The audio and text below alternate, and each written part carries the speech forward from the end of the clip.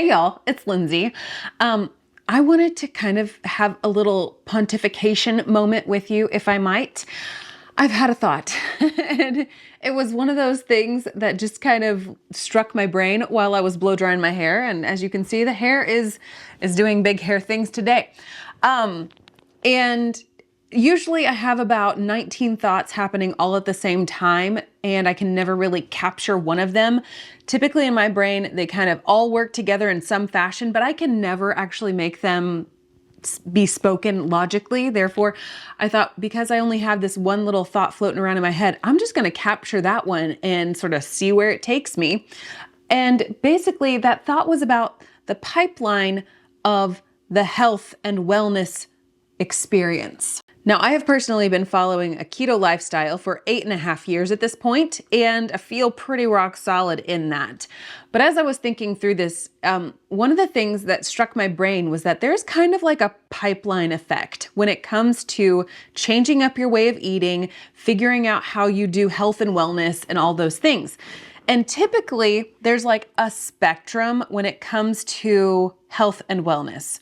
You know, you have one side of the spectrum that shows, like veganism or vegetarianism, kind of more of a plant-based focus.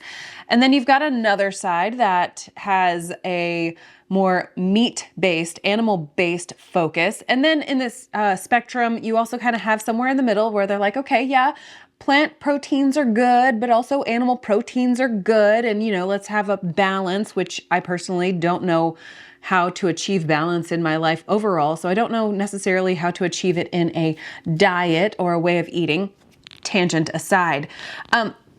As another side note, if you're new here, I am Lindsey. I do a lot of what I eat in a day videos, recipes, that kind of thing, because I know when you've been on a health quest, it can be overwhelming and wearisome. And sometimes it's nice to just tag along with somebody to know that you're not doing this on your own. So that's what I offer here on my channel. I would love to have you subscribe if you haven't already. And if you have subscribed already, I appreciate you so very much. Setting aside the plant-based end of the spectrum, I kind of wanted to focus on the, middle to meat-based side of the spectrum here for a minute.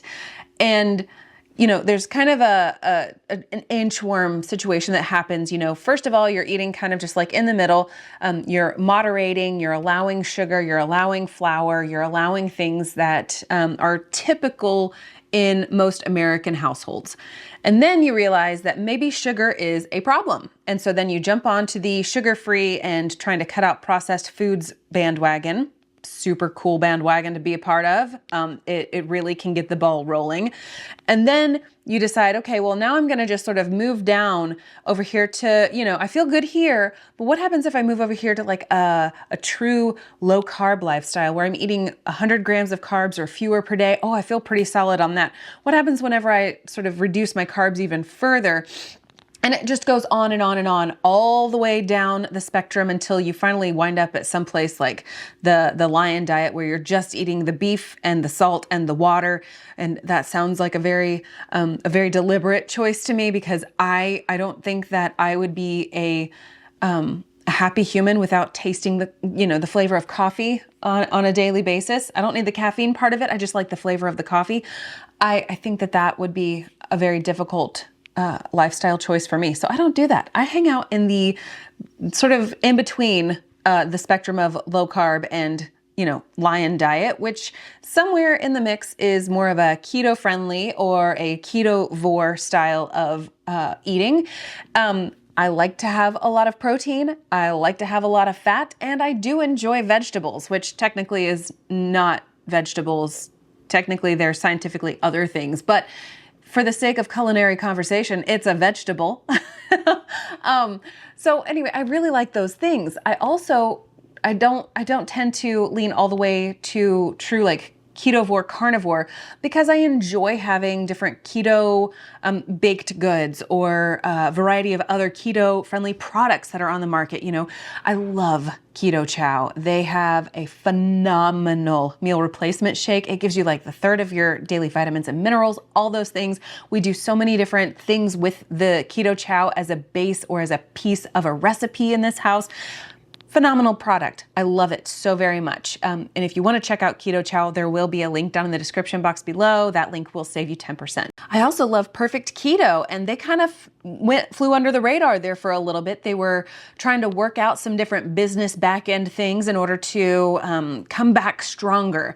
They have amazing products that helped me on my keto lifestyle to have a little bit more fun and variety, some shelf-stable products, and they've done a lot to kind of pare down their offerings to those basic fundamental items that for me are the staples in my pantry. And those things are stuff like the strawberry MCT oil powder. Listen, a lot of companies do strawberry nicely. The Perfect Keto strawberry MCT oil powder hands down beats them all for me. For me personally. Now everybody's taste is different. This strawberry is the best for my palate. Love it to death. I have a soda that I make, kind of like a refreshing summertime drink, and it's this and some coconut milk and some seltzer water. I've got a video here on my channel that you can check out if you want to find out that recipe.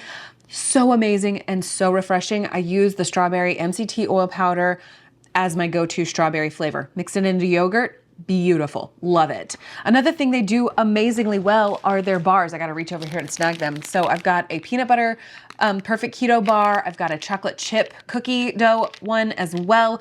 I really love the chocolate chip cookie dough. Definitely my favorite. They've got the Mallow Munch bars, which are basically like a keto-friendly version of a Rice Krispie treat. Oh, those are so good. In fact, we are out of those. And right now, because Perfect Keto is making a comeback, they are giving us an exclusive sale, and that is 25% off of the first 3 months of a subscription. That's the highest percentage off you can get on a subscription with Perfect Keto, and they're doing it for 3 solid months. And that's amazing. I need to order some more Mallow Munch bars. I need to order some more Perfect Keto bars. And I think I'm sitting pretty on my strawberry MCT oil powder right now, but the Keto Collagen, that's another one to definitely keep on hand. Click the link in my description box down below to get you access to this sale because it is exclusive. It's not one that they're just advertising for anybody and everybody. It's a good one. You don't want to miss out on this. If you do choose to use my link, I appreciate that so very much. You are choosing to support my channel when you do so, and I thank you. Each one of those different markers on this spectrum of health and wellness, they start you down this trajectory, this pipeline, if you will, toward one thing, and it is intermittent fasting. I feel like all roads lead to intermittent fasting because you start off just cutting out the sugar and the processed flours and foods and things, and then you just sort of scoot on down to the next one. And when you initially jump over to the keto lifestyle, you have a higher fat content, which for most people offers higher satiety. So then you do go longer between meals and you tend to stretch things out. And then you start to figure out that that means intermittent fasting. And if I can do it for a little bit, could I do it for longer? And you just become an intermittent faster. and that's just the way that the pipeline works. That's, all water trickles downhill, right? And so it's one of those deals where if you do the things moving from one marker on the spectrum to the next, it's almost like that intermittent fasting is sort of just the pipeline that's just sort of brings you right down to the next one. So you start off on the no sugar processed foods train, and then intermittent fasting might take you down and you're like, oh, keto, I can go a little longer if I have higher fat. And then you go a little bit longer and you're like, oh, I'm intermittent fasting. Oh, you know what? I really like protein. So I'm going to go ahead and I'm just going to really load up on all the protein, and that's going to be awesome. And when I do that protein thing, I'm also going to be more satiated, and I'm still doing my fat thing, but I'm reducing my carbs even further. And then I'm just going to kind of like go a little bit longer intermittent fasting. And then I'm going to wind up over here in the carnivore camp, which cool.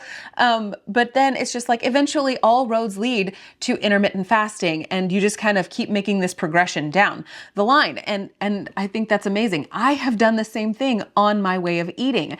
I started off just cutting out the processed things, and I was following what's called the Trim Healthy Mama plan, which they're more of a carb cycling focus when it comes to the ways of eating. I learned really quickly that I was only eating the fat meals and not the carb meals, which that is keto. So I was fully into keto before I knew I was doing keto. And then I kind of played around with a variety of different things, higher fat to see how I felt, higher protein to see how I felt, and just how it impacted the way that I interact with the world and with my family and just in my environment at large. And I've traversed all the way to the ketovore side of things where I'm very limited on vegetables, and I've kind of tracked back. But the one thing that I don't ever stick with is intermittent fasting. And yet that's the one thing that almost all of these lifestyles sort of pipeline you through, is that intermittent fasting path. I've done it unintentionally. Sometimes I eat at, 7 a.m. and other times I don't eat until it's noon. But overall, it's never a lifestyle choice that I make intentionally. It just kind of happens or it doesn't happen. But I just had that thought, like, all these roads tend to lead you to intermittent fasting, and I'm not intermittent fasting, and it's okay to not intermittent fast. I think is kind of my point of all of this, is it's okay that the pipeline sort of tries to steer you that direction, but it's also okay to come right back and say, I really felt amazing having 3 square meals a day. I really felt amazing doing a keto lifestyle, maybe with a little extra protein, but still keeping all of those vegetables in the process of my food consumption. I mean, it's just one of those things. You kind of have to work it out and figure out what works well for you. If intermittent fasting works amazing for you, that is phenomenal. Keep doing what feels good to your body. If not following intermittent fasting feels better to you, definitely hang your hat right there and be willing to change and fluctuate as time progresses, and be willing to try things out, because ultimately the only right thing for us is to try it out and see what works.